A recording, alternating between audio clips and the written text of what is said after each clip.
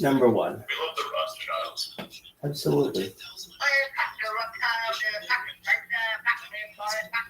Wrap up the Rothschilds. Absolutely. I'll show you my ID. All right. Well, Cookie, we love you. We love cookies. Cookie, do you like oatmeal raisin cookies, or do you just like oatmeal cookies? Cookie, I asked you a very important question.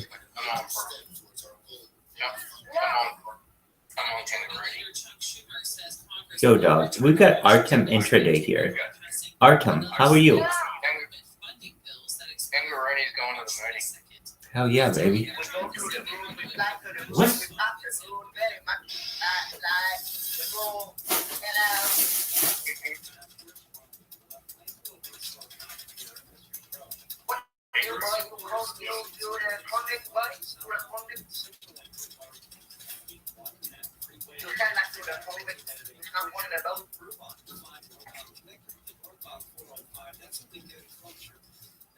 Hello. I come on the boat as refugee. They help me to Australia. They're very nice. You come on the boat and company. Sorry, that's not what happened. What happened?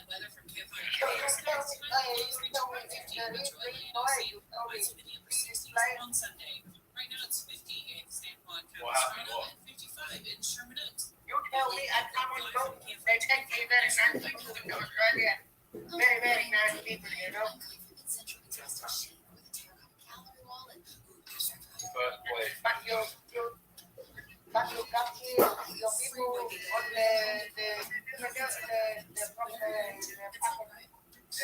what they call the country in the fucking Europe.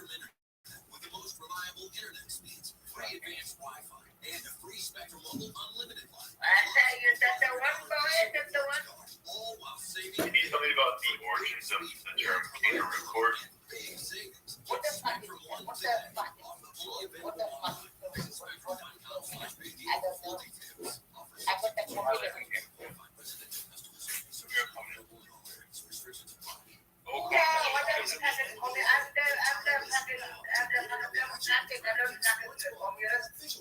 See, I'm pretty sure Cookie is Australian. Like, I'm 95% sure. What the fuck is that, boy? What the fuck is that? You're very funny, boy. I like you very much. I like you. You're very good, boy. You're very good, boy. I like you very much. I give you a high now.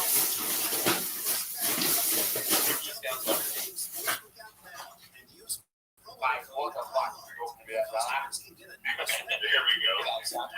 No, we're so good.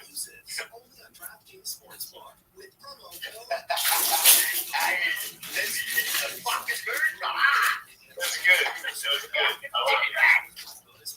Cookie, where are you from? Let's go. Hey, pump it. Punch your stick. Pump it. Tanya here, and there are many ways that we can all help raise awareness Don't about put me on HIV, those. but maybe the That's most okay. important thing is there's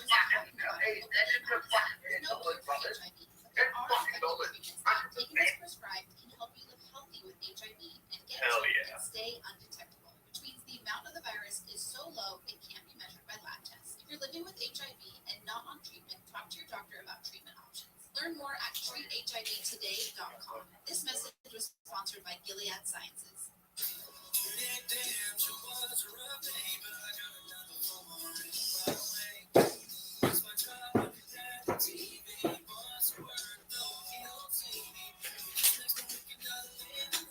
Oh, fucking so good.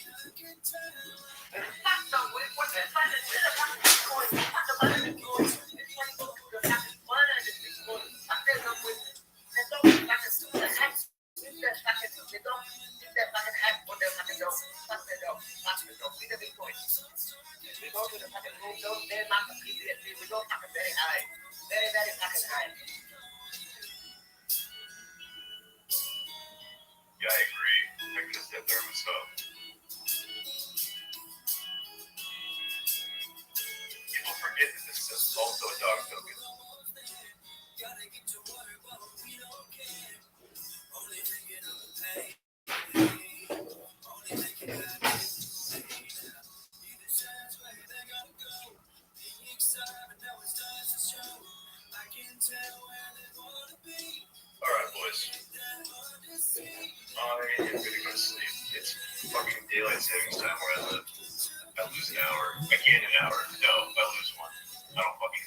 Spring forward, baby.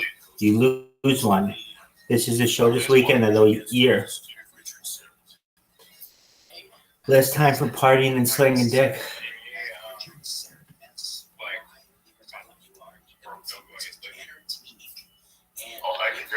what's happening, bro? I'm Yep. gonna push folder. Yeah. We had a bunch of people in here. We watched the MMA fights. Oh, nice. I thought this was a meme photo, was it? It was a what? Yeah, it's something. It's a meme. A mint? A meme. It's A meme, yeah. Dude, come to our Telegram right now. Can you see this? sorry.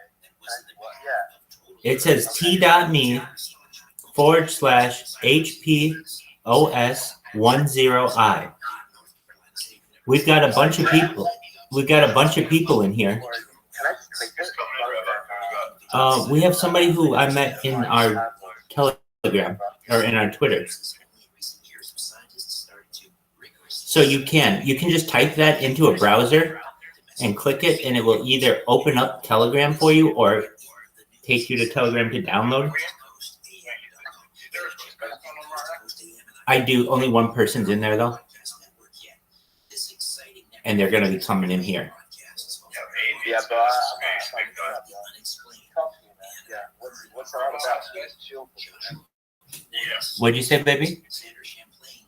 I'm saying nothing, bro. I'm saying this is good. This is dope, bro. It is, but you should come into our room right now. We have a bunch of people in here, and we have our cameras on. You don't have to put your camera on, but I'm just letting you know there are a bunch of people in here.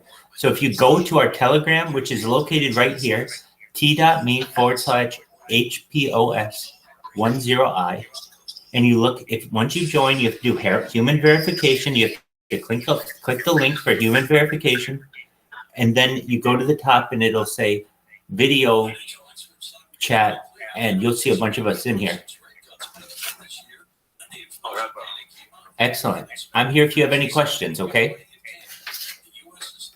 Yeah. Happy news, bro. Excellent. We'll see you in the video chat. Thank you. So we've got a friend named Kari who's coming right now.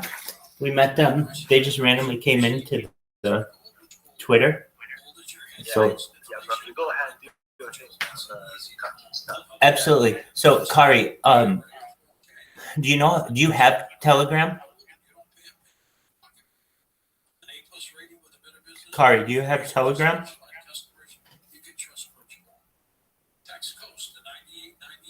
Yo, dog. Kari, do you have Telegram?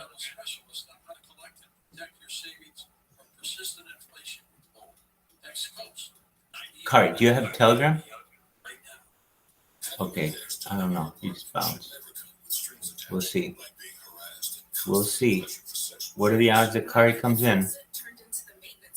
It could happen. All right, I will see you at the Oscars, Rabbi. You take care, James. Enjoy yourself. You need your beauty rest. Take care. Take care. Zoot, how are you, my kangaroo friend? I have a dream that Zoot and Possum Tits are going to hook up and be our little Australian couple. Yeah, you heard it here first. Yep. It's going to happen, dog. Okay. Maybe someday. Oh, I didn't know that. Is she from Australia?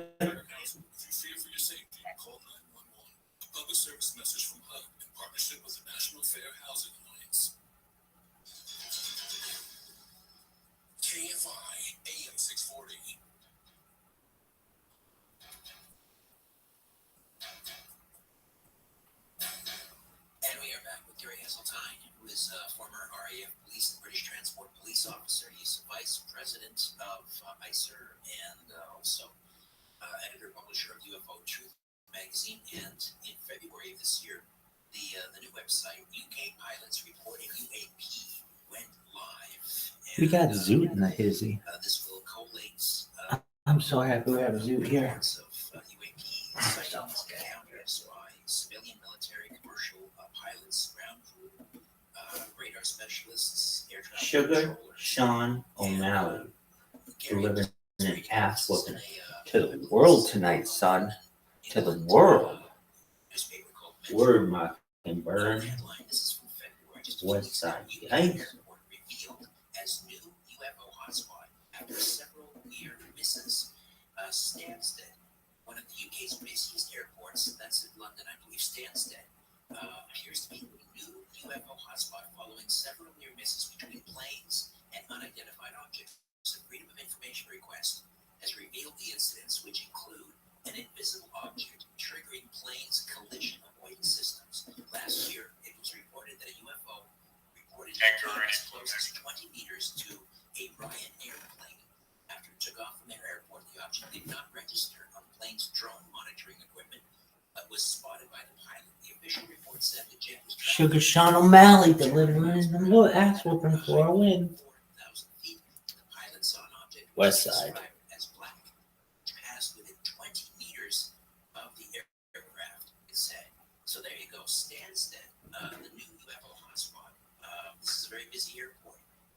Was that Freedom of Information inquiry launched by your team by any chance? Yeah.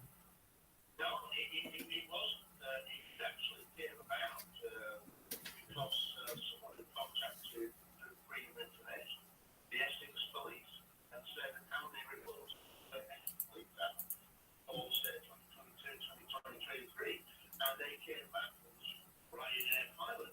Now, the interesting thing there is, why would a Ryanair pilot contact the police to report such an incident? That clearly says that there is no reporting procedure and that they're worried for their careers, like capabilities, if they report existing mechanisms that they may be. We took the words right out of their mouth. How does they report that case practice? But the interesting thing there is it came from the Freedom of Information to Essex Police. How many UAP sightings have you had? And one of them came from a pilot reporting the incident to Essex Police rather than reporting it through what you'd say what should be an established chain of procedures in the commercial airline business. So clearly highlighting two things. One, that there are things flying around in the UK airspace that can't be identified. And two, that there is no set reporting procedure that would allow the pilot to freely come forward without risk. That is wrong. We now know because of America that they've been missing from post 2017 onwards, that things are real flying around in airspace, captured on radar, etc. So the position in the UK seems to be all right years behind, and that's really what the UK pilots are attempting to do. But what I want to highlight here is that there is some pushback already to what we're trying to do. I can give you an example. Like with any other kind of press release, something that you're going to do, you talk to your trusted sources and journalists, etc. Well, they've all done that before us, have always down to our trusted sources, and yet none of the mainstream are prepared to write an article about the creation of UK pilots. So we have not had any mainstream coverage in the national newspapers. Now, it's at a time when all the UK is not following America's lead, but I kind of wonder why that is, especially now in relation to the recent Pentagon report, the Argo report that's really kind of like a Condon Man 2 report to try to just dismiss everything and try to put everything to bed. Terrible mistake. Thank you. But it highlights that Joe Rogan podcast. Check it out. The Joe Rogan Experience. Trained by Jay. Joe Rogan podcast by night. All day.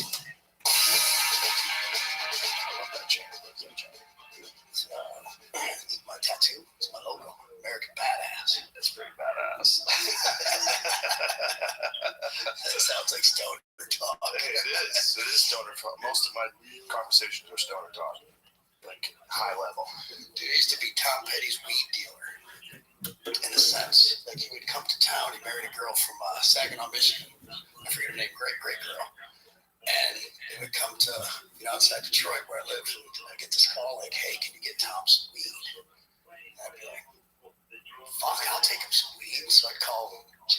friends to get some weed. And I'd be like, this is fucking awesome because I love Tom Petty. I didn't really know him. So I'd go up there, drop the weed off, and I'd be in his dressing room and like, he'd be like, so what's up, man? I'd be like, nothing. And I'm like, we have nothing in common. This guy's so fucking high. I might have been tuned up on a couple beers or something. And I'm like, well, that sucked. I guess I'll just enjoy the music. Was this before or after you were doing music? Oh, this was a big star. Oh, really? Oh, yeah. Oh, shit. Yeah, I was all excited. You're hanging with Tom Petty. Not really. I was just taking weed, trying to hang out with him. You know, that's how Tom Petty died. Somebody got him some pills. Oh, it was fentanyl. Yeah. Oh, fuck. Yeah, I don't remember what his injury was, but he was hurting. And a roadie got him some fentanyl.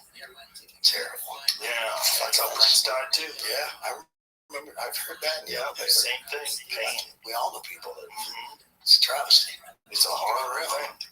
Well, let's just go right at the border. Yeah. Well, it's the border, but it's also the opioid crisis that's created by the Sackler family. I mean, those motherfuckers just got a giant percentage of the population hooked on heroin.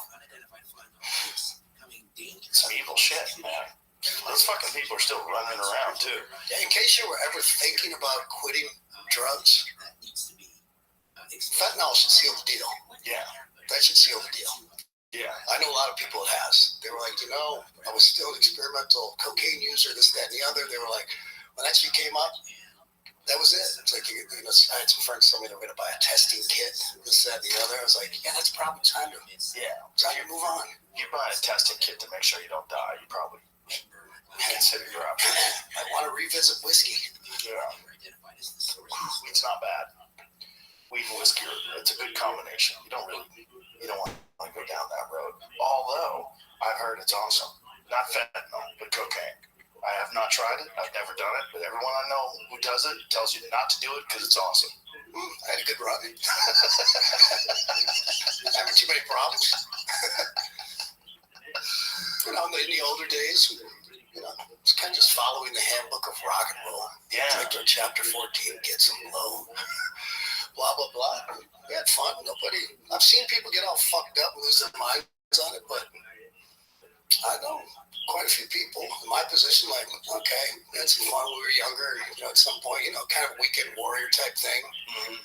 Don't let it interfere with business and engagements and things you have to do. Can't say I was batting 1,000, but pretty good average. You did pretty good. Yeah. Considering it all worked out pretty well. I'm not advocating for it at any level. I don't think anybody is. That's my honest experience. Like, hey, I came out okay. That's the thing. There's people that will tell you they're weed advocates. There's no like coke advocates. There's no people like coke fixed my life. I never got anything done. All of a sudden I was doing coke and starting businesses. Is weed fixing lives? Weed can fix people. Depends on who you are. I know if you're sick. Yeah, for a guy like me, weed's a good drug. A guy like me, weed just like chills My the brother's a huge weed smoker. Yeah. And he'll always be like, for golfing or some shit. And I'm drinking my beers, having my fun. I'm always like, you drive. And I'm always like, maybe you fucking shouldn't be driving. He's just fucking stoned out of his mind sometimes. And I'm like, yeah, I don't like this. I'm a little nervous, and I'm tuned up already. Yeah, for some people, weed, it makes you nicer, calms you down, makes you a little more sensitive, a little more compassionate. Yeah, everything affects people differently. Yeah. I've drank tequila 3 times. I've been to jail 3 times. Do the math. Kid Rock don't drink tequila. So what do you think tequila does to you differently? It makes me want to punch you right in the mouth. Really? Oh, fuck. That's it. The Mexican influence. Hey, Kid Rock, nice to see you. Like, wham. What the fuck's the matter with him? Why tequila? Like, what I have no idea. What does it do? It just makes you hyper? Makes me fucking hyper violent. It could have been a combination of maybe those few times I drank it. I was just in a headspace where, you can be in different headspaces when you're doing different things. And you can blame it on the tequila. It was really But I gotta have a rule that I really try not to I've really mellowed out in the last 10 years or so, but I really try not to get tuned up unless I'm in a good spot. Yeah. In a good mood, good people. Right. You don't want to be like, all worked up, after watch Fox News for 6 hours. Just fucking ready to fucking, slay the beast and start pounding whiskey and go to the club. If you watch Fox News for too long, you will think it's the end of the world. Oh, I do, and it is. It might be. It really might be. Did you see the fucking Tim Dillon thing that I posted yesterday? Yeah. It's legit. Yeah, no, it was something. Is that the gay comedian? Yeah. He's fucking great. He's hilarious. But he wrote, he had a picture with a girl. He said, I'm getting married. The homosexuality thing was just a phase. And RFK Jr. writes to him, she's a beautiful lady. I can see how she ungayed you, Tim. The guy's running for president. Fucking great. Amazing. It's awesome. In that sense, it's an amazing time. He don't scare me. No, he shouldn't scare you. He doesn't scare me. He should do the opposite of scare you. Yeah. It should scare you the opposition to him. Because if people listen to what he says, you pay attention to what he says, and you actually research what he says, he's telling the truth. Just we've been fucked over and lied to for so long that he seems like a crazy person. Look at that. She's a beautiful angel, Tim. He's just see how she ungayed you. Ungayed. Fuck, I learned something. I haven't been here 5 minutes. My new favorite word. Usually I'm just using gay inappropriately all the time. Like, that's fucking gay. Someone's like, oh, you're so insensitive. I'm like, that's so ungay. Yeah, it used to be a thing that we would say. Something's gay. Or it used to be, imagine like from the time of the Flintstones. The Flintstones we had a gay old time. Do you remember playing Smear the Queer when you were a kid? I never played that. What is it? You give somebody the football and everyone tries to tackle him. Like in grade school, just ran around. We didn't even know what queer meant. That's the name of the game was Smear the Queer. I never played that. Did you play that, Jamie? Yeah? From the Midwest. Yeah, he's from Ohio. There you go. They didn't have that where I grew up. Where'd you grow up? Boston. I mean, I'm sure they got it. Fuck, I would think it was invented in Boston. I lived a fucked up life. Not fucked up, but just my high school years was all martial arts. It was all from the time I was like 15 till I was 21. All I did was train and compete. It's a lot of discipline. Yeah, a lot of obsession. A lot of discipline and obsession, but it was very weird socially. Like, so I went from that to being a stand-up comedian, which is like the complete opposite ends of the spectrum. Hanging out with maniacs or doing drugs and staying up all night. Just complete polar opposite. So I missed a lot of stuff. You got a lot of money now, you can make up for it. Fast track it. Probably get it all done in like 2 years with the loot you've made. Yeah. I found that to be a problem at times for people. Money? No, didn't experience, the certain coming of age things, whether it's, crazy chasing girls, that whole thing, doing drugs, just being kind of wild, stealing people's statues out of the yard, whatever crazy shit like that you do when you're young. And then they reach this point, a lot of them with athletes, because they were so focused on their training, it's like at such a young age. And then they get to that point where they get money and they're like, I want to taste it all. That's true. And then they kind of get fucked up. Yeah, you can lose your bearings. That's true.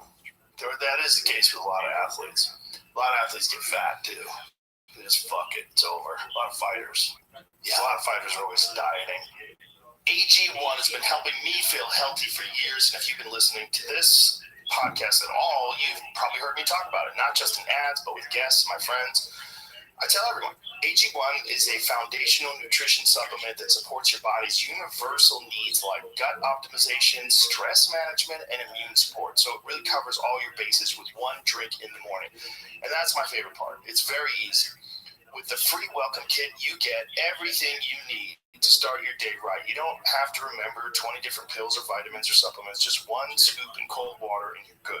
So if you want to take ownership of your health, it starts with AG1. Try AG1 now and you'll get a free welcome kit that includes a shaker bottle, canister, and metal scoop, along with a 1-year supply of vitamin D and 5 free travel packs with your first purchase. Go to drinkag1.com/Rogan. That's drinkag1.com/Rogan. Check it out. This episode is brought to you by Traeger. I love Traeger grills. I cook on them all the time. They're easy. They're perfect. They make things amazing. They got an awesome app. Ring in the new year with unbeatable wood-fired flavor from Traeger. The possibilities are endless when it comes to cooking on a Traeger grill, and food just tastes better. I know mine does. Tastes better. You're cooking over actual wood. Traeger also offers special pricing on select grills and accessories for military members and first responders. Visit Traeger.com and use the code Rogan at checkout for free shipping. Tap the banner or visit this episode's page to learn more. You get that big muscle, and it's so hard to fucking maintain when you're older. Yep, Start to lose your lean muscle. You know about that stuff. Yeah. All of a sudden, 2 to 10 beers a night doesn't seem like a bad idea. Yeah.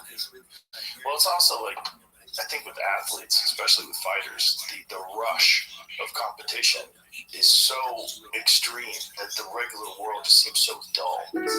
And then going back to the regular world, you don't feel like you have a real purpose anymore. You're not training for this big event that takes place every few months. Coming back from the military.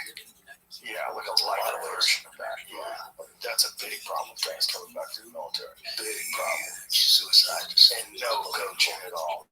Nobody tells you what to do. They just let you back in the world. It's like, fuck. Yeah. Seen it too many times. Really times. Too many times. So, what's it like being the dude who took out Bud Light? Let's get right to it. Let's get right to it. We were going to bring a few cases in here for you. Switch sunglasses. Fuck, I'll drink that. Shit. 2 cans of beer in this world, cold and free. I like them both. Man, I was just having fun. To be honest with you.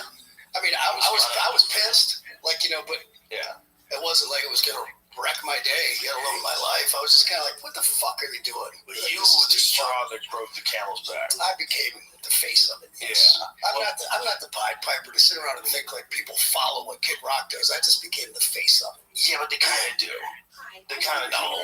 Listen, man, when you got so upset that you were fucking machine gunning a tantrum with a machine gun. You machine gun cases. They want to let guys play girl sports. That was the end. That was really it.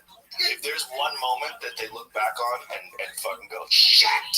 It's that I've talked to him about it. I know you have. You were there at the UFC fight. Yeah, and I met that dude, the CEO. He's a good guy, man. We've become friends. He's a good guy. He's a great guy. After 5 minutes of talking to him, I'm with Trump there in Dana's green room. I go to Trump, I go, see that dude behind me? I go, that's the CEO of Bud Light or Anheuser-Busch. And Trump's like, you want to go talk to him? Which in my mind, Trump said, you want to go fuck with him? And I'm like, yes, absolutely. So we go over there, we're talking to him. We actually had a great conversation. And at some point, he was telling me how he got the video. And he was actually down in Texas doing some hunting. And I'm like, we talk and talk, and I'm not going to share all our conversation. That'd probably be inappropriate. But I'm like, dude, you seem like somebody I'd fucking be friends with, that I'd hang out with. He's like, you would. That's what I'm saying. And I'm like, well, come to Nashville. Come visit me. Fucking did. That's awesome. Came with his top team. Fucking we broke bread. Got fucked up on Bud Light. Fucking bowled. Did all this fun shit. We had a good meeting beforehand, trying to think if there's something I could do with Anheuser-Busch. And I just didn't feel comfortable with it. You know, I just threw out some ideas that scared the living fuck out of them.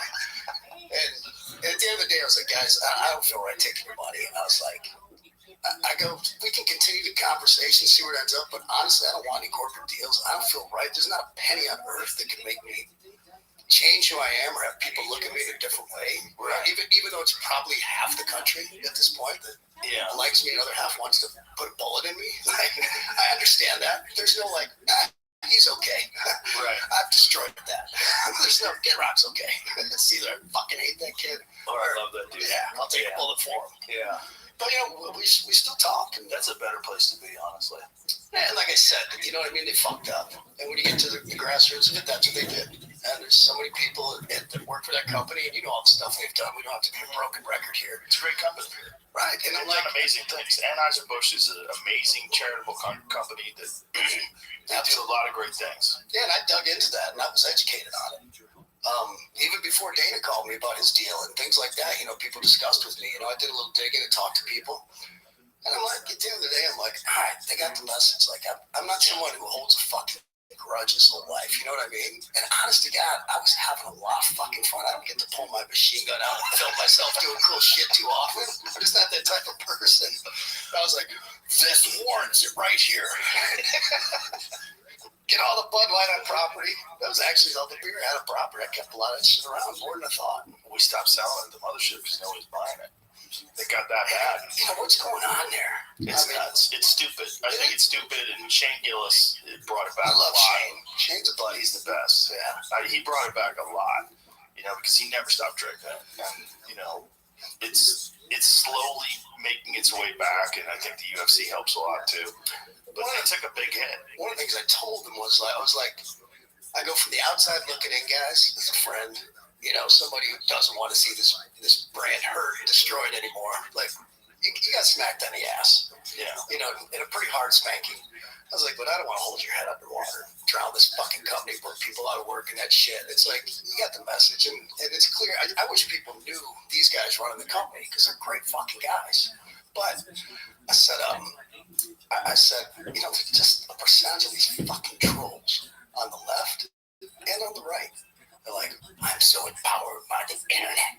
I'm going to piss and bitch and moan and, you know, I have a voice. It's like, go fuck yourself. All right, cut it out. Like, if anyone's still spending time on this, you clearly are fucking bored. Find something better to do. Yeah, it's definitely a pursuit of losers, but the problem is those losers can actually affect businesses. And that's what they know. They know now that it's possible, both on the right and on the left. But they need to know there's so many more businesses in this country deserving of that treatment. Right. Fucking Ben and Jerry's, Starbucks, Target. The list goes on and on. Yeah. And I don't care if they're left wing or right wing. It's just their fucking ideology. Yeah. Like, you know, when they cross that line, it signaled to people like myself and many others that they were okay with this transgender thing. And more so, like, is this going to get directed at my kids? So I think fucking men should be in women's sports? Like, nah. That's where I'm drawing the fucking line. Get the fuck out of here. That's the most amazing one that they're supporting. And the fact that, was it the Olympic Boxing Committee? What was it that just allowed No, transgender? they're allowing the reverse. What do you mean? They're allowing, I always get confused here. They're Biological females they're to allowing fight chicks that sew on dicks to fight men. dudes, which I'd tune in for that. Is that real? I think so. I thought it was biological men who identify as females who are going to be allowed to box. Might be. I thought it was the other way too, but I don't know. Jamie will find out. Yeah. The other one's easy. Sure. Go ahead. Do it. Go for it.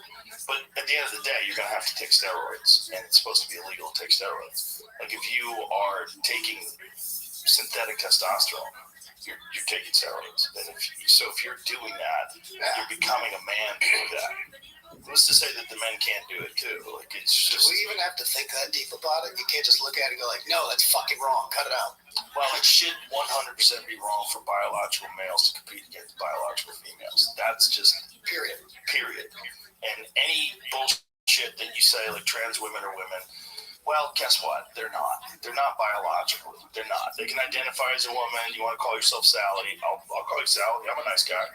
Policy states that minors under the 18 must compete in their birth gender. In the weight class outlined in the rule book, transgender women over 18 can only compete in the female category if they undergo genital reassignment surgery and submit to quarterly hormone tests for at least 4 years following surgery. The guidelines which define normal rates of testosterone. See, but this is just, it's still not good enough. People don't understand all the. I didn't understand any of that. I went into it deeply, unfortunately. Transgender men over 18 have to meet similar requirements. They must undergo genital reassignment surgery. Transgender men, genital reassignment surgery, so you have to get a fake dick. You have to, in order to box. Submit quarterly. That sounds insane. Are there donor dicks? They should be, right? Do you know they can't Maybe a donate kidney testosterone? or like a heart or something like that. Are there donor They dicks? definitely do. For guys who get their dicks blown off, they get them new Are they dicks. switching? Like, hey, I want to be a man, I want to be a woman? I haven't heard of that yet, but I'm sure that's coming. But what they do not do is they don't give you the balls. Because if someone switches your balls, like say if you donate your balls, you die in a car accident, you donate your balls to science or whatever, and someone takes your balls and sews them on, that'll be your kids. Your genes will come out of those balls. So it won't, That it won't be sounds like fun. a new person. Yeah. What the fuck? I mean, it won't be like this person's genes carrying on. It'll be your genes carrying on through your balls that are attached to this guy. So that's not ethical. Now, why does this always like come up in conversations at the media? Yeah. Because I don't remember the last time like I seen it. And by the way, if you're transgender, you're really fucking good at it. No one knows. Right. It's usually not the case. Although, only time I've been around transgender people is like some crazy club like in Miami or New York back in the day. And guess it, fun. It was rare. Yeah, but I mean, you used to have those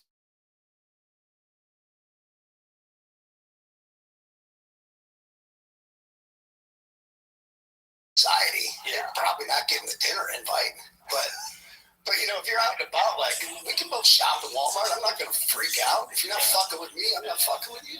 Yeah. No matter who you are. And that's how it should be. Yeah, it's pretty That's how it simple. should be. It's common sense. Yeah, you should be able to do whatever you want. But when you want to compete as a woman or you want to start, you know, if you're a 50-year-old man, you want to compete against young girls, which is what's going on in Canada. There's a guy who's 50 who identifies as a teenage girl. They let him compete in swim meets with girls and change in the locker room with them. That's now you're insane. Now you're taking it too far. And that's the problem. No one's ever happy with us moving the goalposts a little bit. They want to move them, reestablish, move them further, move them further, move them Well, further. I had a thought about that.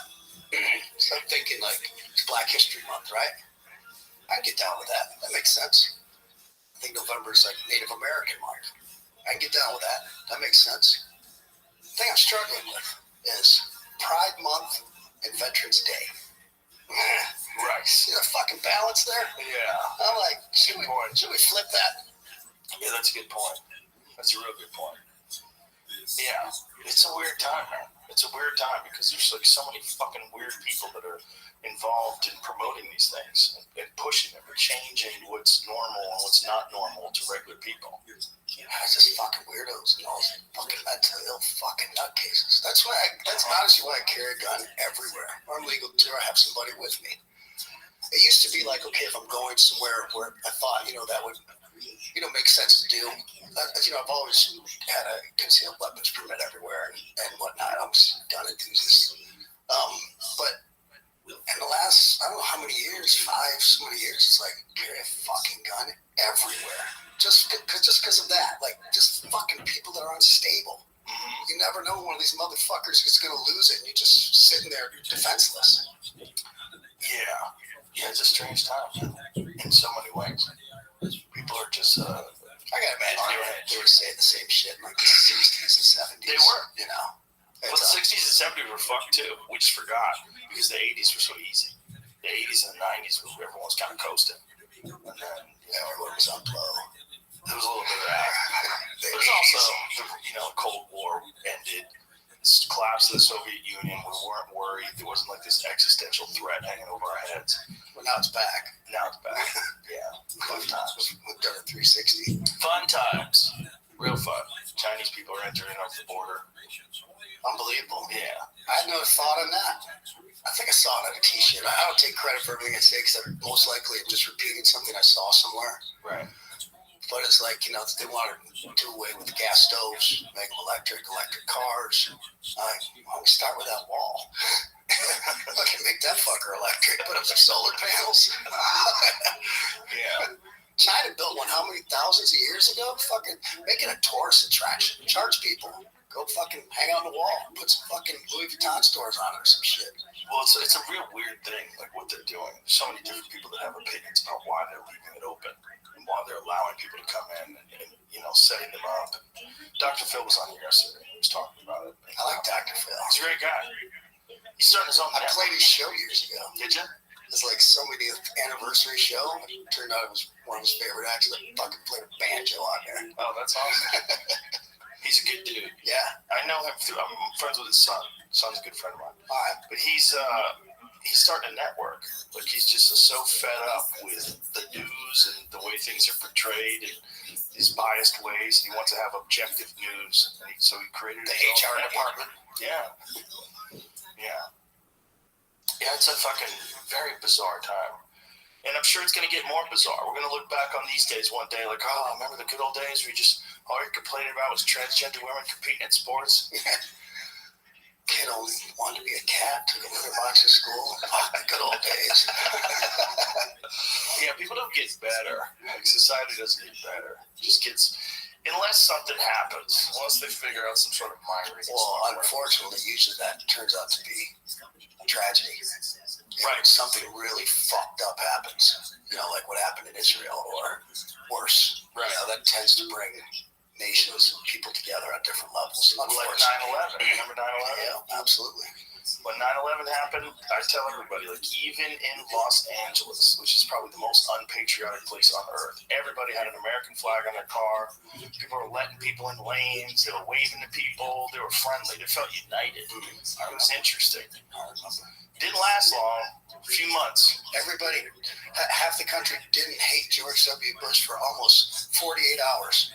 They didn't hate him at all when he gave that one great speech. No, I mean, it was a couple of weeks, a couple of months, whatever it was, but then things kind of went back to normal. There was a lot of liberals that liked him after that. They were like, that's what you want when you're in times of war. You want a strong leader. It's too bad we can't get to that without having something terrible happen. Well, if we could just have a little more civil discourse in this country, you could tell me to go fuck myself. You hate Trump and my politics. I'll like, fuck you, but I'll still sit down and have a beer with you. Like, we don't have to have this fucking goddamn going for your throat. And I'm part of the problem. I've been polarizing, no question. My last album, that's what it was all about, but or a good portion of it. And I understand that. But I even said that album, I was like, we get this out of my system, and hopefully we can go back to having some civil discourse in this country. That was actually one of my suggestions to Bud Light. I was like, what if you could use this to not only make fun? My thing was like, you guys need to poke fun at this. Like, people are angry because you didn't apologize. I'm like, I don't necessarily agree with apologizing over everything in this day and age. Everything's become a fucking big, I'm sorry. Fuck that. Like, what you should do is, like, make fun of the situation. Have something that shows light of the situation, but do it in that fun fucking Anheuser-Busch, old school, funny fucking way. We're like, we get it. We fucked up. Like, while we don't, I told Brendan, I was like, whoever coached you on that CBS morning show, I was like, you were coached, right? He was like, I was. I was like, fucking Gail King set it up. She goes, would you send that can back to that influencer? And he goes into this, well, Anheuser-Busch has been supporting, the LGBT, ABCD. I'm like, what the fuck, man? All you had to do was say, like, look, no, we would not. While we want everyone to enjoy our beer, we understand that we shouldn't be sticking our noses into polarizing conversations, and we understand who our market is. And at the end of the day, we're in business to sell beer, keep people employed, for shareholders back, return. Fucking end of it. You didn't have to throw trans people under the bus or anything. Right. Just fucking. I was like, fuck. That's actually good advice. Yeah. It's pretty solid advice. Ladies and gentlemen, introducing the head of marketing for Bud Light, Kid Rock. That would be their ultimate move. It'd be funny as shit. You told him we should do a skit like the Kenny Powers K-Swiss. 100%. But it's like, I walk in as VP, start fucking with people. That would work. But they need to get back to, remember they used to have those Real Men of Genius ads? It was fun. It was. Bud Light was fun. It was I did a tour with those guys. The Real Men of Comedy. I can't believe looking through all my old pictures, how many pictures I found with, like, fucking Bud Light in my hand, like fishing, doing something like playing Sturgis with a big Bud Light, next to the stage, like... I've done so much cool, good shit. Well, that's why when a guy like you shoots the cans, everybody goes, oh, that's it. It's over. It's over. And trust me, I don't have one of these teams of people.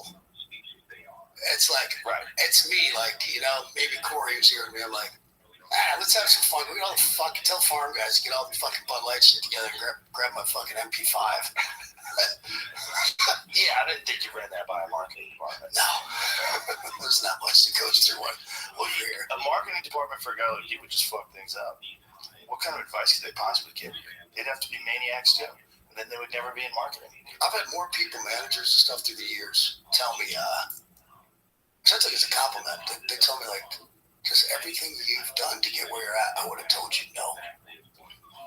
Yeah, I think that's honest, because I get, done some, I guess you could call it crazy, polarizing, whatever type of shit. It's really, I speak my mind. I haven't changed one bit. I came out fucking like this, with middle fingers on the CDs, like, and I haven't changed, but holy shit, the times have. It's going to be a scorcher when UFC 299 touches down in Miami this weekend. The action at DraftKings Sportsbook, the official sports betting partner of the UFC is going to be even harder. New customers deposit $5 or more and get a no-sweat bet up to $1,000 back in a bonus bet. What's a no-sweat bet? When you take one on the chin and you get another shot to win. You're going to get a bonus bet and the amount of your original bet if your first bet doesn't hit. Download the DraftKings Sportsbook app. Use code Rogan. New customers, you can get a no-sweat bet up to $1,000 if your first bet loses. Only at DraftKings Sportsbook with code Rogan. DraftKings, the crown is yours. Tremendous.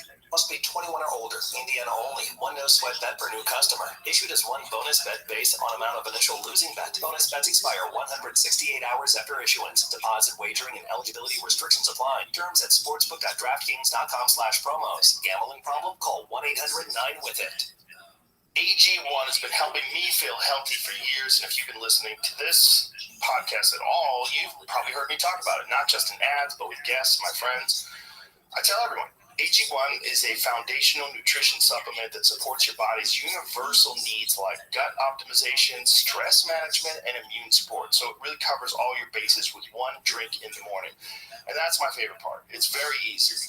With the free welcome kit, you get everything you need to start your day right. You don't have to remember 20 different pills or vitamins or supplements, just one scoop in cold water and you're good. So if you want to take ownership of your health, it starts with AG1. Try AG1 now and you'll get a free welcome kit that includes a shaker bottle, canister, and metal scoop, along with a 1-year supply of vitamin D and 5 free travel packs with your first purchase. Go to drinkag1.com/Rogan. That's drinkag1.com/Rogan. Check it out.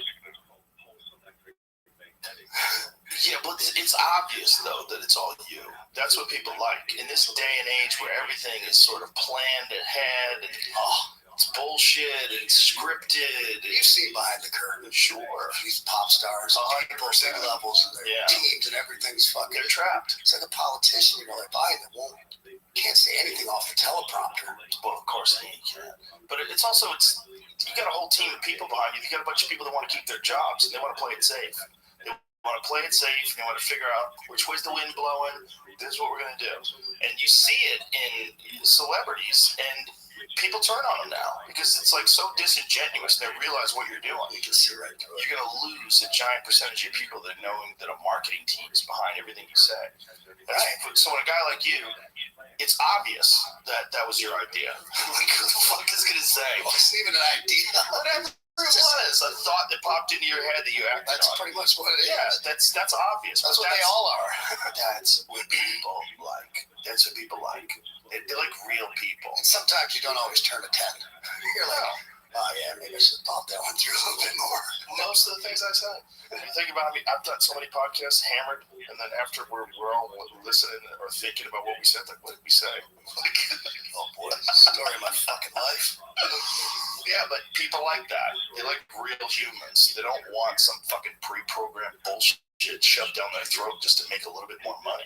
That's incredible. That kind of seems like a big chunk of the country wants that. They want to go back to this normal, fucked up DC. All the bullshit that's been going on there, I would dare say, for our lifetimes.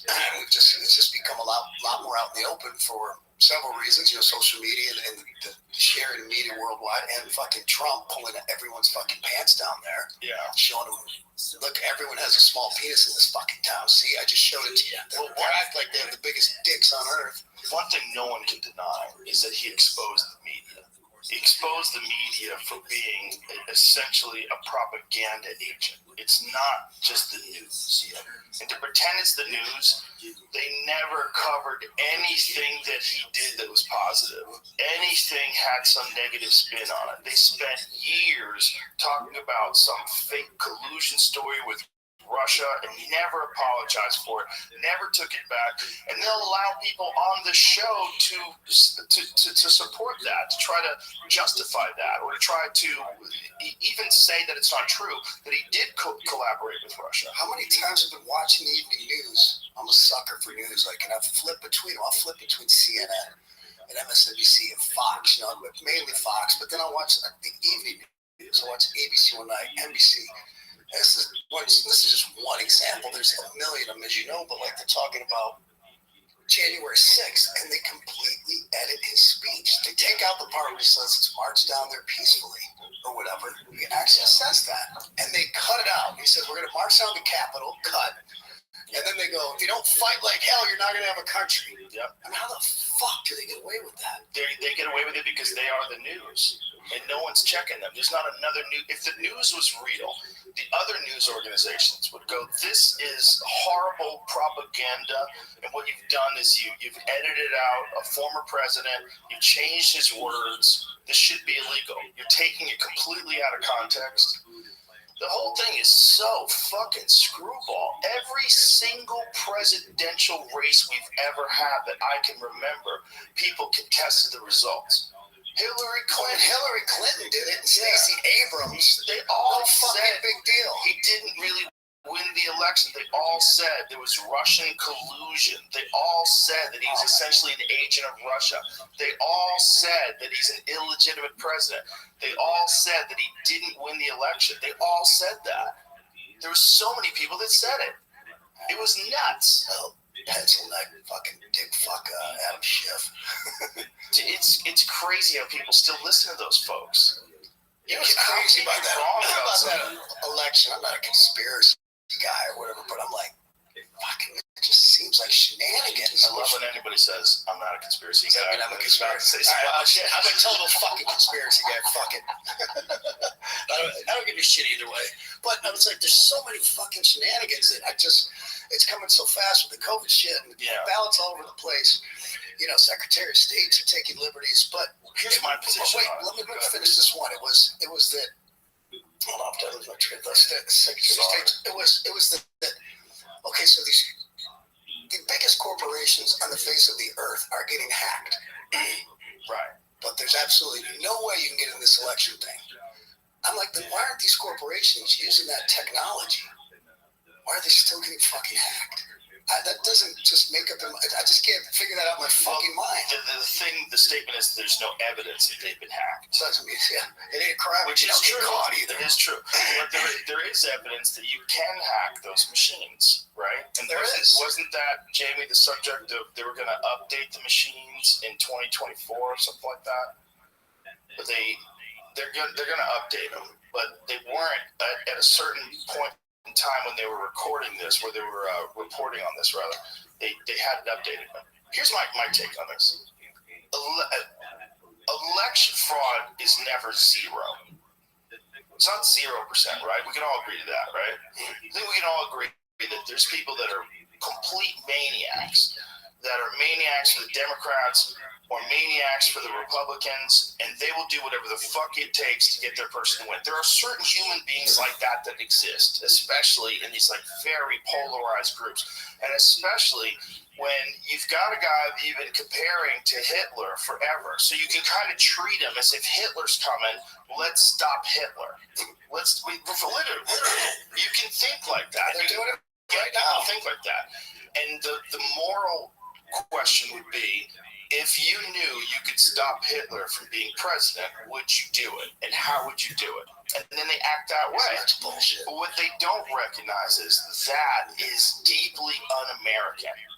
And the only way you're going to beat this person or any person who runs for president is to be better than them. That's what this country is supposed to be about. It's supposed to be about a meritocracy. It's supposed to be who is the best leader. Is it her? Is it him? Who is it? Who's the best leader? And that's the person we should gravitate towards. Who has the ideas that make the most sense? Who's the one who understands what the fuck is going on internationally on a deep sense? Really can tell you like what the people, the puppeteers behind these strings, like how this is all happening. Well, I think a lot of that would be taken away if we cap the money. Like you can raise, let's call it $10 million. Yes. You can each raise $10 million. Now let's see who spends it the wisest. Well, it seems insane that you could just donate fucking untold millions of dollars to these super PACs and they can support these presidents. They're essentially running the country because you can't beat them. And they play dirty. They play so dirty. I mean, it's kind of impressive. But it's also, they're exposing the wiring under the machine in a way that it's never been exposed before. You know, we never were totally aware of how wild it is that there's a group of people that no one ever thinks about called the deep state. That is real. They're going to run Biden right out of there. Make no mistake. Oh, they're running him out right now. They're fucking running him out. That's why all these crimes or all these things he's being charged for. And then the judge's decision. How about that judge's decision? That he was too mentally compromised to be tried. That was the prosecutor's decision. Or Was it? Is that what it was? Investigators. Whatever his name you are. So who was that it? was in his report. Yeah, let's But do you need that? exact quote Does was. anybody out there need that fucking report to just watch this guy and go like, Of hey, course I not. feel bad for him. He's fucking old, right? We're all gonna get there someday. Right? Yeah. It's like, can you not fucking look at this guy and go like, I can look at his fucking eyes and go like, something's not fucking there. Something's wrong. It's the people that work under him. Because if he goes, they go. Then everybody gets appointed by the new person. The report Special counsel. Yeah. Okay. The report described the 81-year-old Democrat's memory as. I wonder why they write that. The 81-year-old Democrat. How about the president? How about the president's memory? As hazy, fuzzy, faulty, poor, and having significant limitations. It noted that Biden could not recall defining milestones in his own life, such as when his son Beau died or when he served as vice president. God bless his son. But think about just that, the way they wrote that. The 81-year-old Democrat's memory. Why would they write that? That seems so nuts. He's the president. He's not just a random Democrat. Like, what defines him? If you got one word, you go with Democrat? Is that the Washington AP writing that, or is that in the special prosecutor's report? I was unclear. I was unclear as well. Because that's different. Right. Of course, the AP is going to say that. Of course, but I can't see the special prosecutor saying that. But it's not. Because then it sounds very political. Yeah, but it's such a crazy thing to say to call him a Democrat. He's the president. He's our leader. I would put past the media. It's wild, but this is what I'm saying about like the wiring under the board has been exposed in a way that it's never been exposed before. Where you look at it and you go, "What? What are you guys doing? He can't stand trial because he's mentally unfit, but he can run the country. Don't worry about it. He can't speak. And he's going to run again. Hardly fucking walk. But it seems like when they release information like that, they know what they're doing. They're slowly chipping away at it, and by the time probably I would say like May rolls around, it'll probably be Gavin Newsom. That would be my guess. I'm not like playing this sport, so I'm watching it from the sideline. I'm like, what would I do? What moves would I do? How the fuck can they run Gavin? I keep hearing that Gavin Newsom, Michelle Obama, like, Gavin Newsom, how the fuck? When you just look at California, one of the most beautiful states, arguably the most beautiful in America. Resources for days, fucking everything. And it's just him, fucking Pelosi, fucking Maxine Waters, fucking Adam Schiff, they just fucked the whole state up. Like, fucked it up. Everybody's running for the fucking hills. You gotta wonder how much of it is by design. You gotta wonder of it how much is designed to make the population more unstable, more violent, more scared, more crime, less ability to prosper. Everybody goes like everyone's much more vulnerable. Well, this seems like a lot of work of the Democrats, though. It seems like something is probably behind it that's bigger than that. And if I would guess, you're not a conspiracy theorist, right? I'm 100% a conspiracy theorist. Right. I love a good conspiracy. I believed in Bigfoot until about 8 years ago. Fucking the Yeti's another story. I didn't say I didn't believe in the Yeti. I don't anymore. But I was all in for a while. But I've been down so many rabbit holes, so many 9/11 rabbit holes, so many, Bohemian Grove rabbit holes. Bones. I got kicked out. Did you? What's the Grove? Yeah. Oh shit! Why'd you get kicked out? Fucking weird. Fucking weird. I punched a kid in the head. You punched a kid in the head? And Bohemian Grove? Yeah, it turns out this fucking kid was an infiltrator. So then after that, I was kind of this hero. Like a year or two later, he'd come back. I was like, I'm not coming to your little fucking weird party out in the fucking woods. I was like, I went once. It ain't that cool. So the infiltrator, what happened with you and the infiltrator? We're sitting on this fire. You have these little, they're kind of like tree houses or campsites, but they're really nice. Everyone has a private chef. Got Really? Yeah, you do share a room. Me and Jimmy John shared a room. That was fun. And I can't remember kids talking around this fire, and he just started popping that shit, and I just fucking went at him. Gave him a couple, helped him up. Was like, hey, we good? Well, I think, we weren't on great terms, but I think we had an understanding. It was just, one of those things. And then I couldn't go to the concert that night. I think Zach Brown or somebody was playing. Like, you can't come. And I just sit home like I was in fucking timeout or something. I'm like, fuck this place. Meanwhile, you're Kid Rock and you're getting left alone by these people with some fucking crazy person, and you defend yourself. Fucking weird. There's going to be a certain percentage of people that are just out of their fucking minds. And if you haven't vetted them, that's on you. Hey, for all I remember, it could have been drunk shit or whatever. It wasn't the end of the world. It was a little tussle, a little hit the ground, maybe a punch here and there. It was like, that was done. It wasn't like, But it was a fight. I guess you're just a nice guy. You didn't beat him to death. It was a tussle. You're a nice guy. But it's, how many people infiltrate that place? Because a bunch of people have filmed videos there now. I have no idea. Alex Jones was the first. Him and John Ronson. This is back before Alex Jones was persona non grata, and people would do legitimate journalists like John Ronson would do these things with them. Not familiar. You never seen that video of them in Bohemian? I've never heard of John Ronson. John Ronson's a brilliant guy. He's what is this? He's an author. He wrote that book, So You're Getting Publicly Shamed, about like social media shaming. He's an interesting guy. He's a very funny guy. But he went with Alex to Bohemian Grove, and they filmed these rituals of people dressed like druids, and they're burning this effigy in front of a giant owl statue. I was at the owl statue. This is fucking hilarious. So I'm there on day one, right? And we're drinking beers. Like, it's pretty laid back. There's some really cool talks. Remember this dude talking about shooting asteroids out that might hit the Earth in so many years, shit like that. I'm like, fuck, this is cool. But the first day, it was the first evening, and you gather around whatever the owl by this lake, if I remember correctly, which could be a little hazy. It was a long time ago. And like, I've heard about this place. I'm like, this is real secret ass shit, man. I can't believe I'm fucking here, right? And it's just a trove of celebrities, fucking everywhere you turn. It's just fucking A. So you go there, and I'm like thinking we're gonna hear some shit, right? They're about to introduce the first speaker, and I'm like, fuck, this is gonna be some shit. And they're like, and no offense against this guy, we consider him friendly. We have very good mutual friends, but they're like, ladies and gentlemen, Tony Danza. And I'm like, what? And I'm like, come on, man. Who's the fucking boss? Tell the bitches. Wish you would have just gone up there and be like, who's the boss, bitch? That's hilarious. I was like, no fucking way, man. I was like, we came all the way to this secret ass shit, and I love Tony. Fucking love him.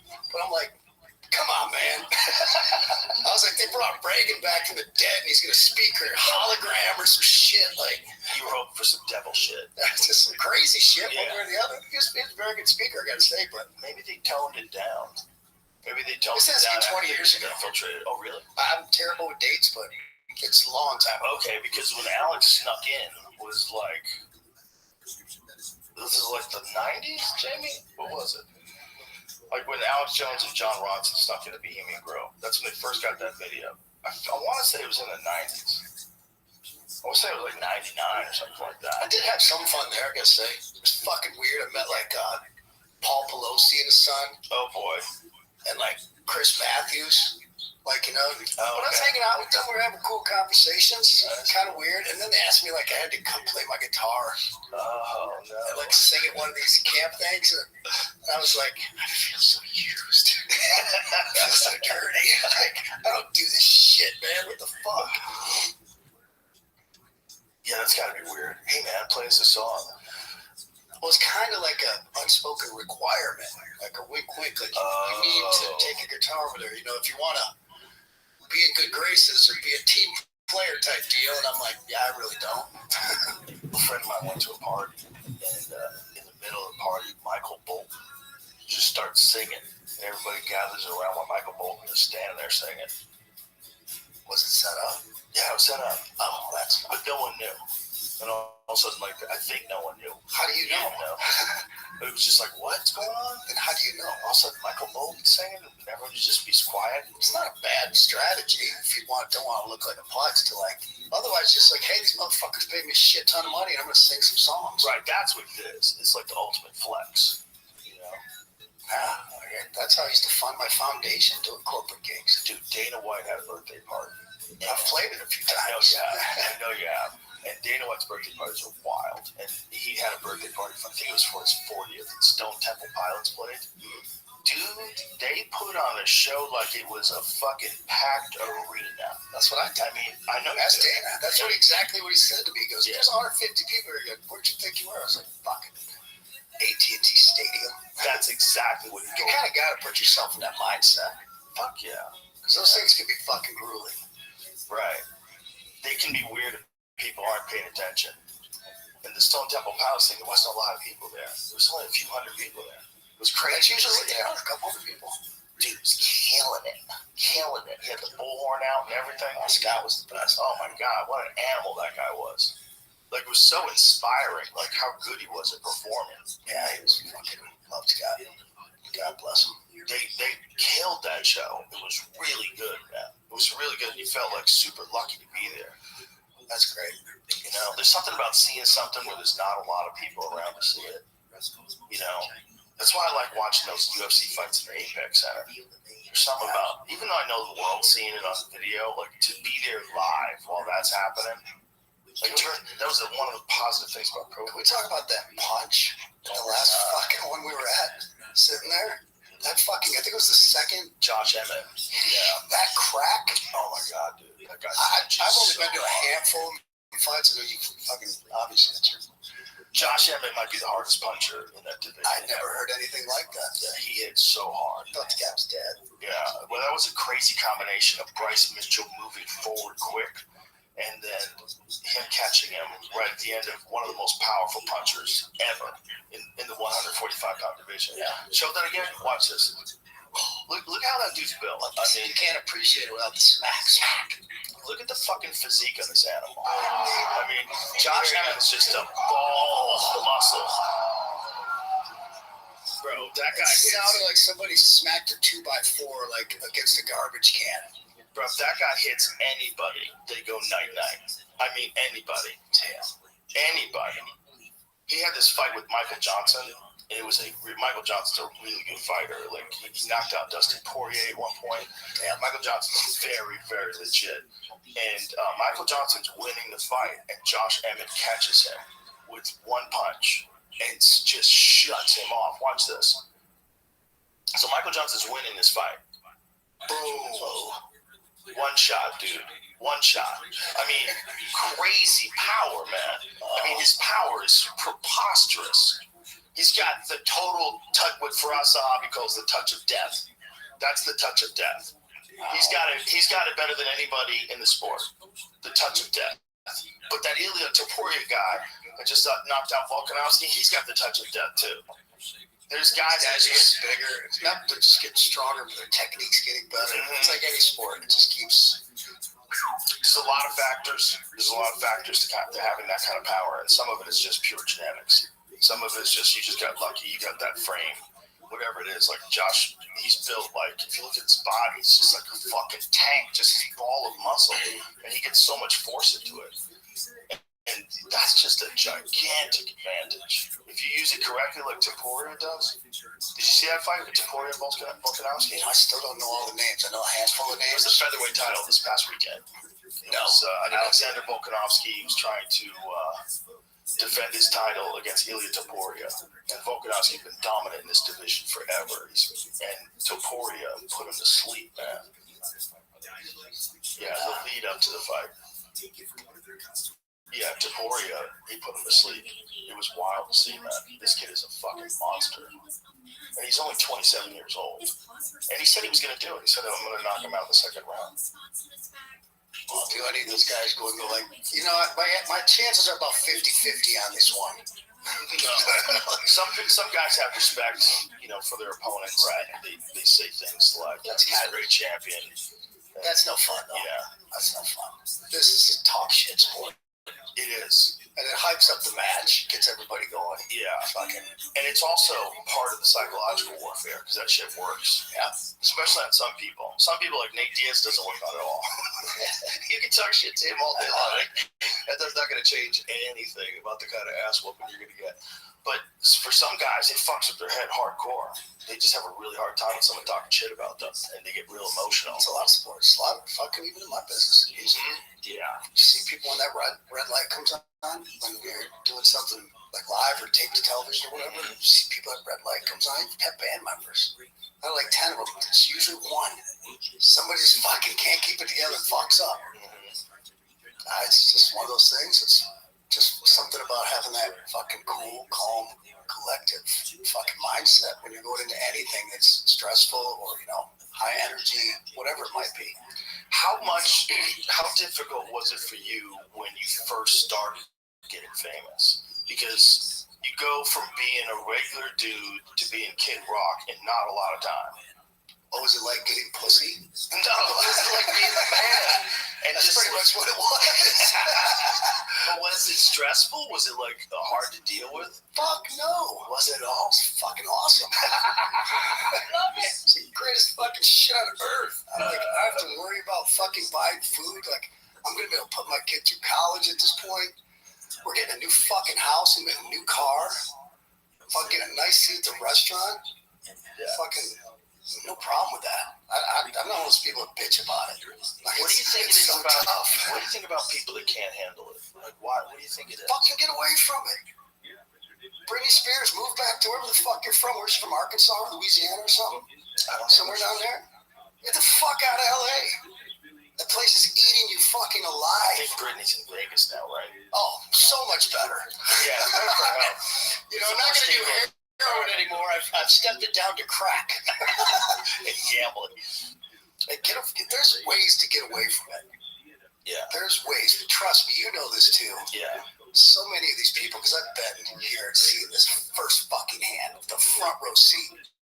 Half these people are telling these people. They're feeding the machine through a source to get their story told. They're telling them where they're going to be at, so the paparazzi's there. Yeah. It's a fucking game. It's a publicity game. It's weird. And it works. You make a lot of money that way. Who the That fuck lady game. wants? Like, That's what the Kardashians did. Exactly. Worked out well. God bless them. Solid business model. For them, really worked. Like, if you just want to make money, that's the way to do it. I will never get the big ass thing. I don't get it. I just right over my head. You don't like big asses at all? No. Really? You like them little? Just fucking small white pancake ass with some kids. Every man has his type. I don't know. Yeah, that's all I'm saying. Everybody has his type. But there's like this fucking ass movement in the last 10 years. It's awesome. It's awesome to watch. Watching rap videos and shit. It's fucking great. I'm like, really? That's all right. You just don't know what the appeal is. None. Wow. None. I don't think I could be further from you in that department. I love a good ass. Yeah, a big one girl that looks like she could squat. Sly Stone, different strokes, different folks. Girls look like they could pick up heavy kettlebells. I don't have a heavy kettlebell. I'm working with the old 2-pound hand weight out here. Different strokes for different folks. And isn't that the message anyway? Yeah, the world, totally. Really what it should be. I'd say everything against it. I'm just saying I don't get it. Yeah, I get it. You don't get it. And that's okay. You got like a 1970s sensibility. Yeah. The Catherine Bach days. Oh, yeah. Dukes of Hazzard. Oh, fuck. Remember how hot she was? See, if a girl with a huge ass drove up in the General Lee, yeah, I'd definitely be excited.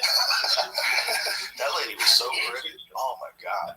I remember watching that show thinking, that's not even possible to be that pretty. How the fuck is she that pretty? All those shows. Love Boat, Fantasy Island, Dukes of Hazzard. How about Charlie's Angels? Charlie's Chicks Angels. out there solving crimes. Yeah, with guns. Sold. Fantasy Island, like they got a fucking midget. You're like, yes. Welcome to Fantasy Island. He's in a suit. They got a little guy in a suit, like fucking. He's got an accent. Oh fuck, turn it up. Was there always a lesson in Fantasy Island? Like they didn't really need what they were asking for, or they should have just like stayed where they were? Wasn't there like those kind of messages? I don't remember. Wasn't it be kind of like careful what you wish for? Yeah, those are always that way. You know, there's always like a trick. The genie's got a trick. Careful what you wish for. Yeah. energy. Yeah. Yeah, it's never like, oh yeah, and then I'm going to be the king of the world and everything worked out great. Yeah, one wish. I'm going to wish for 1 million wishes. That would kill you, right? if you do that, they get real mad. Like, no, you use the wish. Totally. Imagine if that was real. Imagine if genies were real. We're just all looking. I was jealous of Ricky Schroeder on Silver Spoons. I'm like, fuck, look, all these kids got a fucking train in his living room, man. How cool is that? Pinball machines everywhere. Shit, I'm like, fuck, that looks awesome. It's not like I grew up without. I'm from a very middle, upper class family. We had everything we needed. We had a swimming pool and tennis court and shit, all that. But I was like, fuck, Silver Spoon. You're like, we don't have money like that. That's some other shit. That's what social media is doing times 10, right? Yeah. Imagine being a kid today and just dealing with all this social media shit.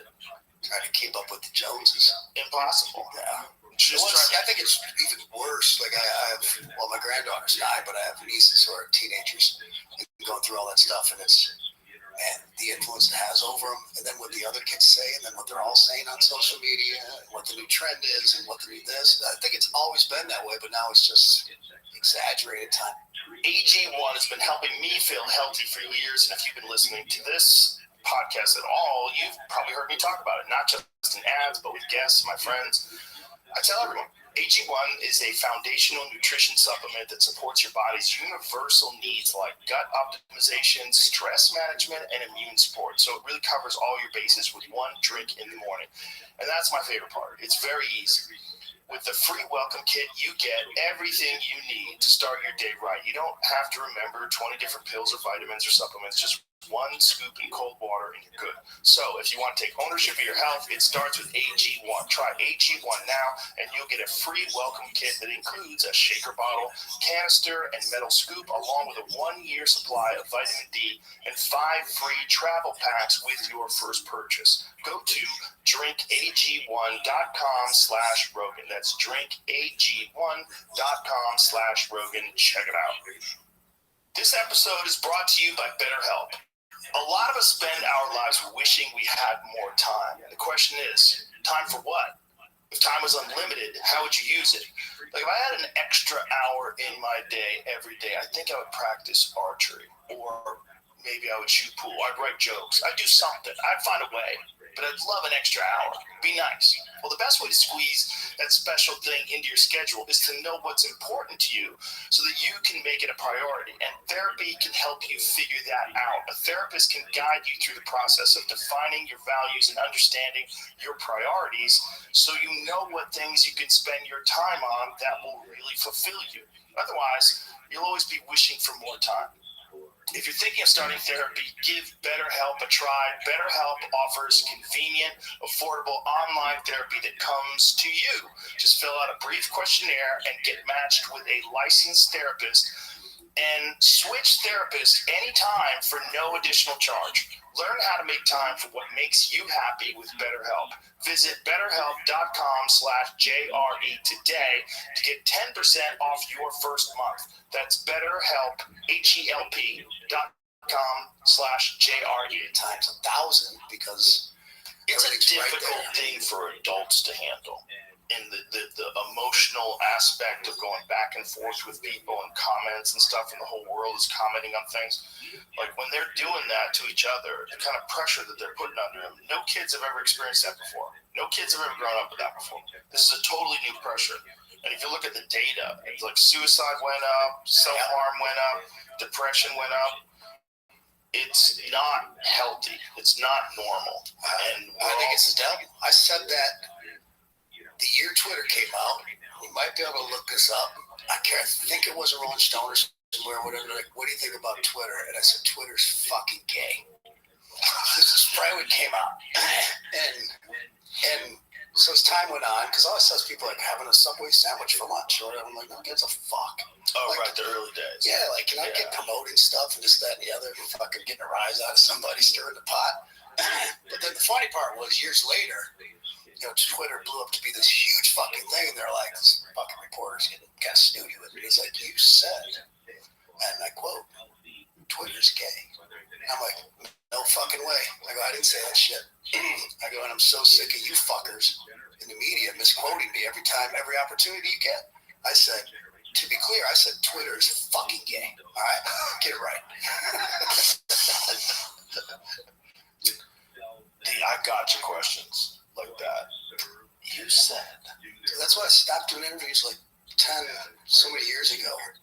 Because you used to have to promote something called every radio station in every market. It's like that'd be part of your day. Get up early, which I was not good at back then. These days I'm up at 3:30, but it's not good at back in these days. It's like get up early, call all these different places, all these things like weekly. And it turned into, as the internet and social media started becoming prevalent, it turned into, I gotcha, because that was the headline. And as my publicist used to say, dude, you speak in fucking headlines because you have no fucking filter. And I'm like, I don't. It's going to be very tough to change that. So it was always this, be your buddy and say some nice things. Your new record's great, blah, blah, blah. Then like fucking get you on the line with something. Of course, I go off the fucking rails. Right. And then that's all you hear about. And it just, Well, that's what they want to do. they still do. They only have a couple of minutes with you. They want to say something outrageous or question you in a way that's going to go viral. And I just got tired of dealing with it. It's like, okay. And I feel bad for so many reporters that were so good to me, especially in Detroit. That I just kind of, I think a lot of them took it personal.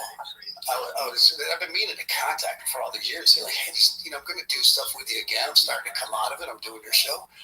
I'm like, I get it. I got some stuff to promote. I'm like, but I just didn't, like, if I never saw another fucking TV camera interview again, I'd be fine. I'd be totally fucking fine. Like, I don't need to be on fucking Good Morning America every week. I don't give a fuck. But you don't have to. You have a beautiful setup. Well, I'm very blessed to not have to. The way you're living your life is amazing. I don't want to overshadow that. I'm extremely blessed. Oh, I know you appreciate it, but like the way you're living, like I've talked on this podcast many times about you giving me the tour of your house.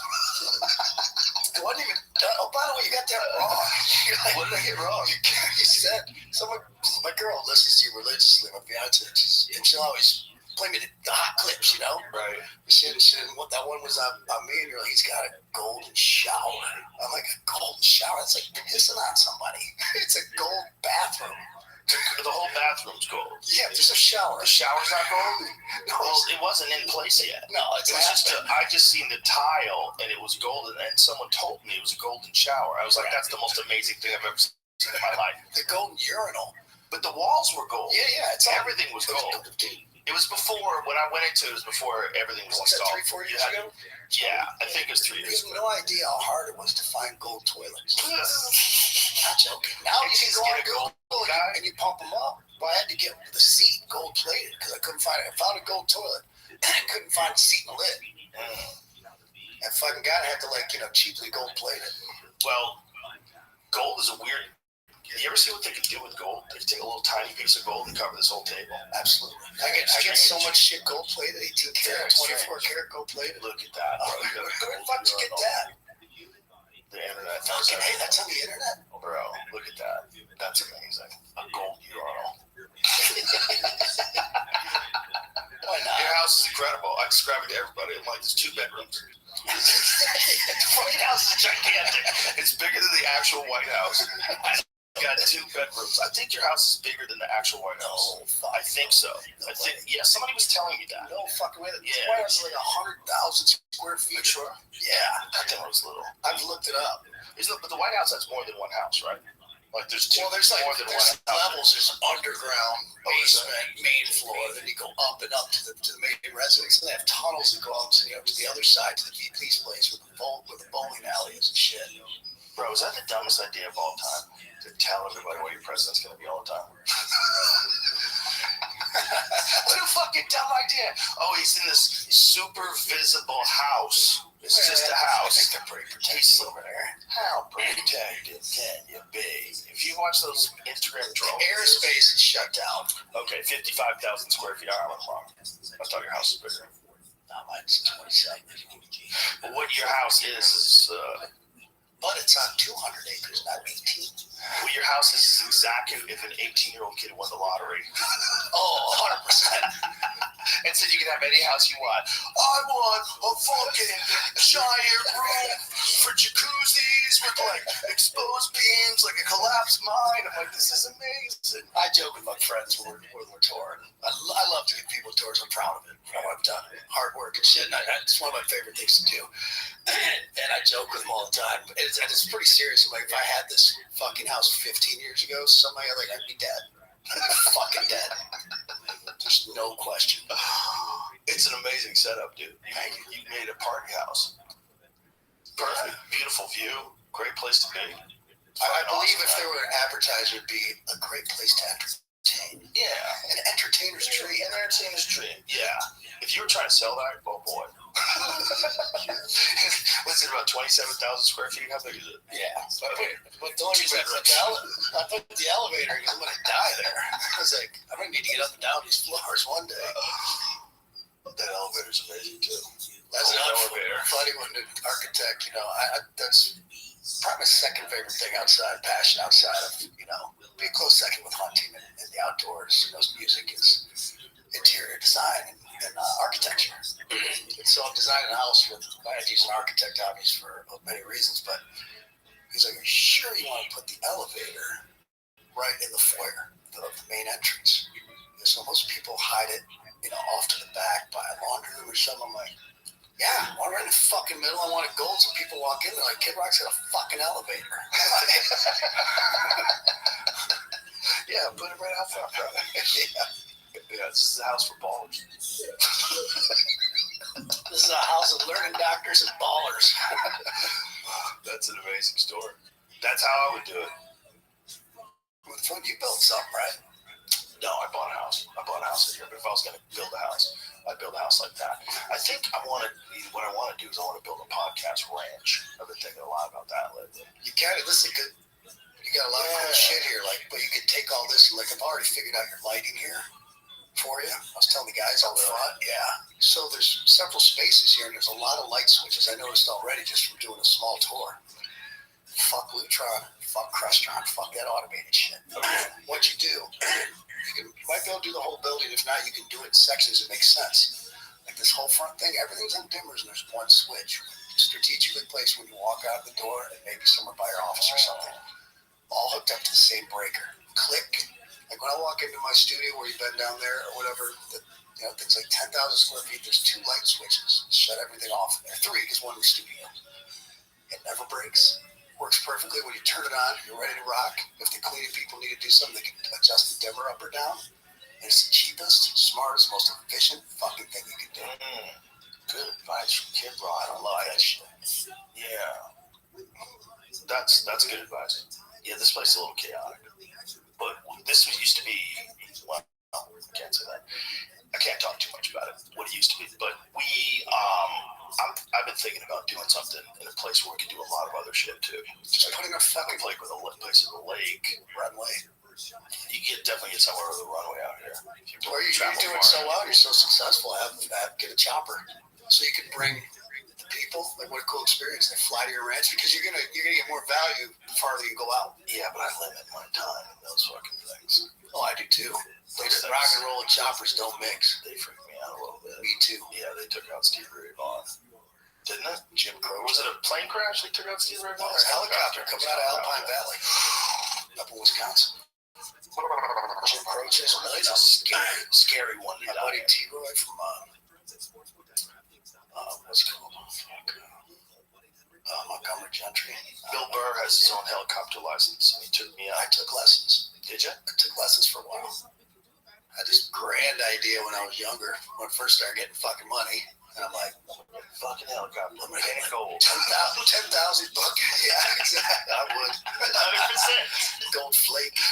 Yeah. It looked like a lowrider. I was going to get like 10,000 acres in the middle of nowhere, build my fucking little redneck empire. And then, so I started taking these lessons in a single engine Robinson, and I let my hand off the collective a couple times. Like, the fucking teacher's like, "Dude, what the fuck did you do that?" I'm like, "You didn't tell me not to fucking do that." And blah, blah, blah. And then what really was a deal breaker, I'm like, I know myself. I'm like, we'll be sitting around getting tuned up. And I'm like, you guys want to get the chopper out? Go for a spin. Oh my God, dread flying out. Oh, yeah. I was like, Could you imagine? Yeah, let's make enough money to ride in the back. Yeah, the only times that I've been in one, I'm like, keep it together, keep it together. It feels like you're trying to stay out in a flying football helmet. It seems so fragile. They seem so fragile when you're in them. They're like, ugh. I'll never get a single engine and anything again that flies. Never.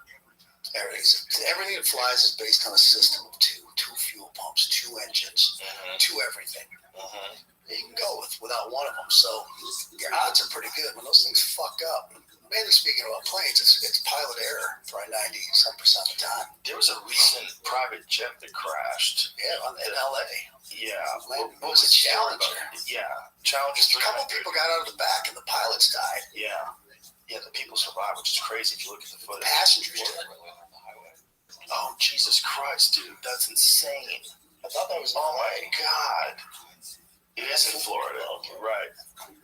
Dude, that is so wild to see. Watch this land. Watch this happen again. Yeah, do it from the beginning. Because the beginning. Watch this land. This is so crazy. Look at this. That's the kind of plane I got. Look at that, bro. Fuck. I mean, how insane is that? And I think it was 3 people came out of the back. Amazing. Amazing. Oh, damn, they just landed on the fucking highway. Holy shit, man. Imagine trying to land a plane and knowing you're going to take out those cars and you're probably not going to land anyway. You're probably not going to be able to pull it off anyway. You don't have any engines anymore. Scary. Oh, my God. It's scary just not being in control of anything. Yeah. At least for me, I'm a bit of a control freak. Like, just not being in control of any situation, especially when it's something like that, that always That's makes you think a little bit more.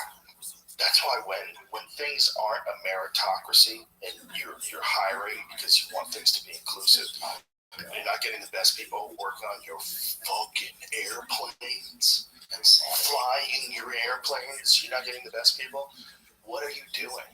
But that is one of the scary, but for especially like airlines, that is one of the scariest fucking methods of transportation. Whether it's the safest, that's arguable. It is very safe, relatively, but it's one of the scariest for people. It gives them the most anxiety because you give up all control. You're hoping that the pilots can keep it together. You're hoping that the equipment's been tested correctly. You're hoping that everybody tightens every bolt and checks every fucking well. You're hoping they do a really good job. Like they're really good at it. They do a pretty good job overall. Like, and I'll even say, just a lot. Like, this is a place that makes sense for regulations. Yeah. You know what I mean? As somebody who's very, very right of center. Less regulations on most things. That's something that makes sense, and they have a lot of good ones in place. You just can't fucking jump in a plane. Like, when something like that happens, it's something's fucked up. Yeah, it'd be interesting to see when they, do their investigation what happened exactly. Yeah, it would be interesting. Like, how do you get a double engine film? That sounds insane.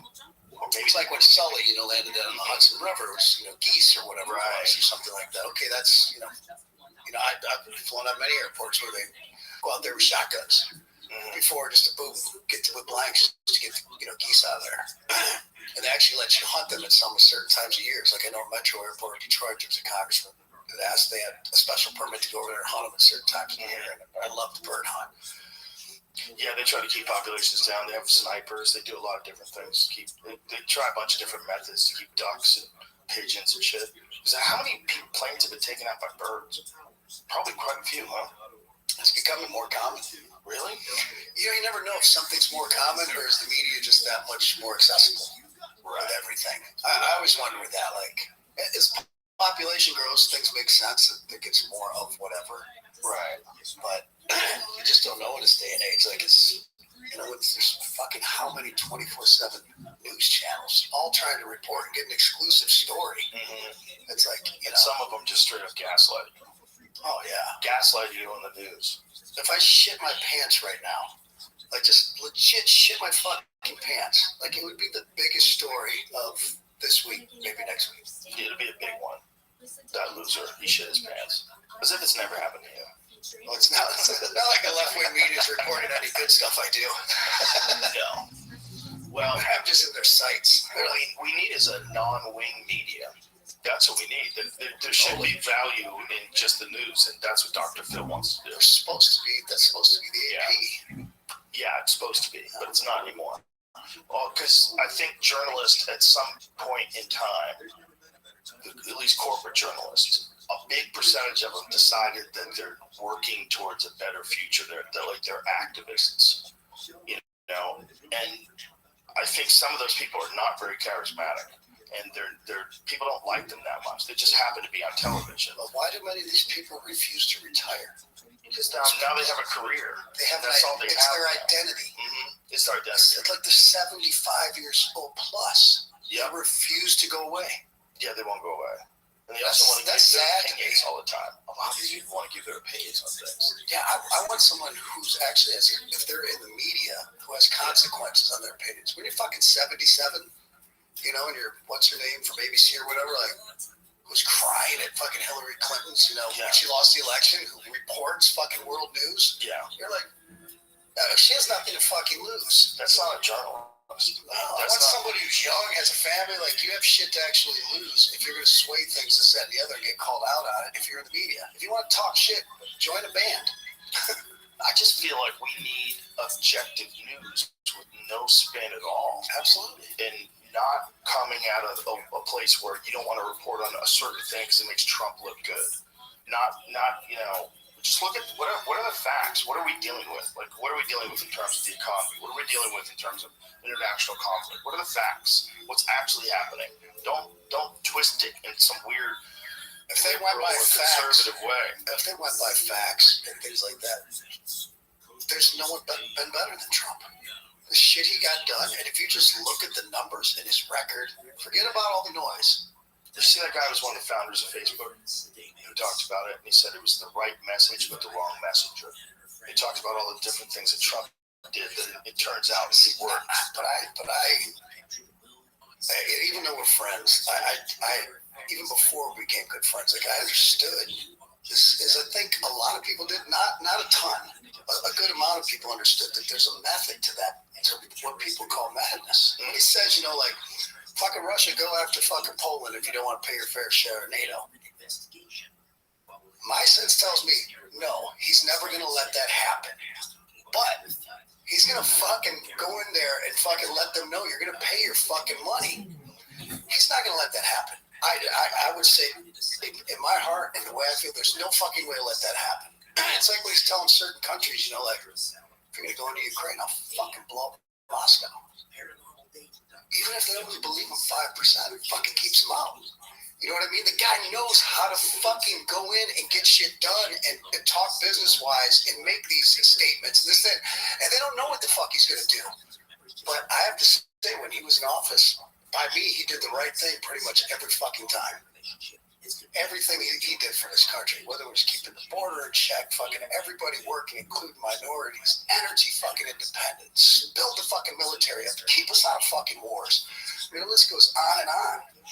I think if people could look at it without his personality attached to it, they'd be able to see that. But that's one of the most amazing things the media's done, is they turn a guy who was a celebrity, who was beloved, who was the host of The Celebrity Apprentice on NBC. Zelensky was a celebrity. Everyone puts him on the highest fucking pedestal. Like, oh, he's the greatest. Fucking. It's like, Yeah. Well, that's confusing too, right? super confusing. That whole thing, when the left is calling for war, when the left wants war, that's like, what has happened to the world? Trump just said the smartest thing. Everything he says to me is fucking great, but smartest things, like, we should not. I've kind of spoke about this with family and friends for the years. Like, why do we keep getting these wars, giving countries this fucking money, and we get nothing in return? This should be a fucking loan, or we should take land or natural resources that they can buy back one day with a small interest or something. Why are we just giving fucking money away, giving our resources? Oh, you know the fucking trillions we spent in Afghanistan and Iraq? So what's the answer to that? Why did they do that? I have no fucking idea. I wish I had the answer. I'm not smart enough to know that. Yeah. There's probably someone who probably illuminated for us, but Like, does the debt matter? I don't understand how the debt fucking matters. I don't get it. national debt. Yeah, everyone's always bitching about the debt, but we just fucking keep spending money. Like, no business survives like that. That's just common sense. But they keep doing it. I'm like, it must not matter because we have the biggest bomb. It's like trying to collect from the biggest bully in school. Like, hey, where's my $20? Like, I'll beat your ass. Like, okay, I'll get it next year. Who do we owe all that money to? You know, they say China, they say this country, that. And I'm like, Imagine if China just bought America like one day. imagine, Like, imagine if they tried to collect.